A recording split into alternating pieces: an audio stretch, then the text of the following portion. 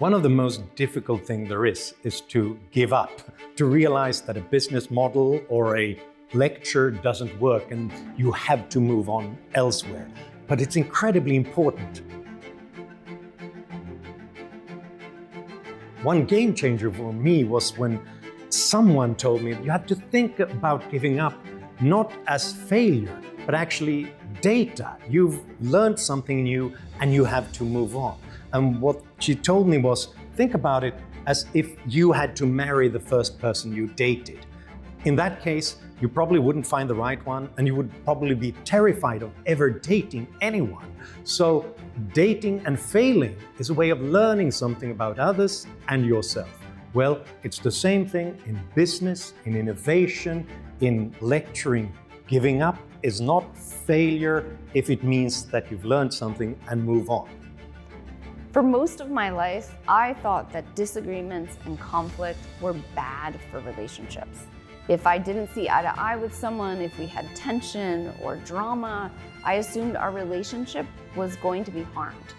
But I've come to realize, especially from the research that I've done, that disagreements and conflict form stronger relationships. The most important relationships in my life are people I fight with sometimes. We also love each other, but we don't shy away from the hard conversations. My biggest learning from my research on innovation has been to recognize the vast majority of organizations today are operating with an industrial era hangover. And what I mean by that is that during the industrial era, we were all obsessed with error elimination, consistency, and replicability. And if you are leading a manufacturing plant today, or you are working in a safety critical industry, these are still your goals.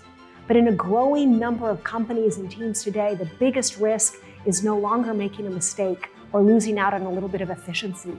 The biggest risk is now not thinking freshly enough or being innovative enough so that the organization becomes irrelevant. And that's a real paradigm shift for organizations in the future. A game changer for me was breaking out of the tyranny of my own tribe, economists, and listening to musicians, to artists, to writers, to poets, because they think differently. And they are the people you can learn from. A few years ago, I ran across a quote by Elie Wiesel. Questions unite people, answers divide them. I can't think of a better mantra, a better way of thinking and working and living in the world we're living in. If there's something between me and somebody else, it's because I've stopped asking questions about their world. That happens individually, interpersonally, it happens in families, it happens in teams, it happens in communities, countries, and even continents. And so for me, the game changer idea, frankly, or thought, is let's all live that notion of questions unite people. Show up at work and in life with, I'm not here to confirm my hypotheses and confirm what I already know, but I'm showing up with you here and now to disconfirm something I believe, to be surprised. And when that happens, there's a really decent probability that we'll be closer instead of further apart at the end of the day.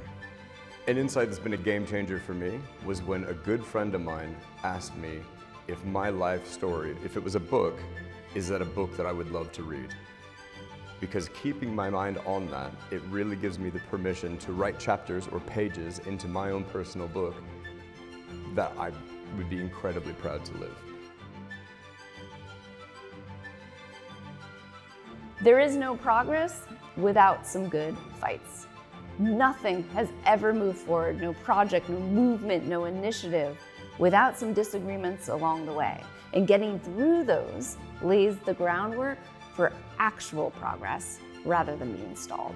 There is no progress without humility, because progress is the process of learning, of new ideas, of adding innovation.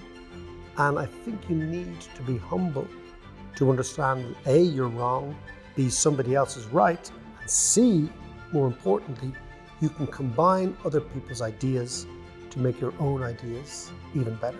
You can't have progress if you're not willing to change the rules of the game.